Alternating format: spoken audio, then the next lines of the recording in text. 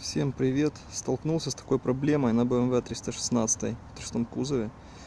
Налетел на скачок. После появился какой-то стук в задней части левого колеса.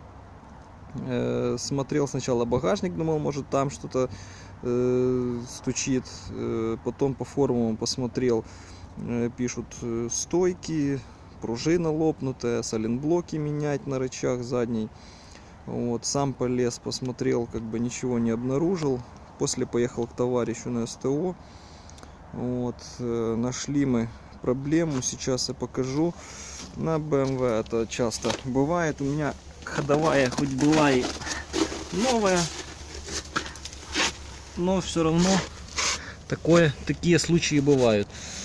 Значит, рычаг задний. В этой части вот у нас сайлентблок здесь. Если будет видно, сейчас покажу. Значит, на скачок я налетел, и у меня рычаг слетел с сайлентблока. То есть сайлентблок вылез вообще. На картинке в начале видео я покажу. Ну что, у меня оно обошлось в районе 150 гривен, чтобы установить на место сам сайлентблок.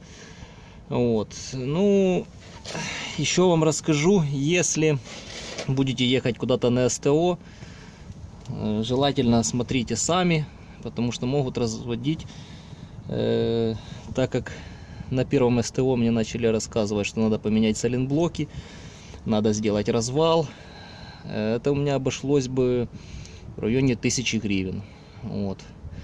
Ну, пробуйте сами сначала. Желаю удачи, до новых встреч, подписывайтесь на мой канал.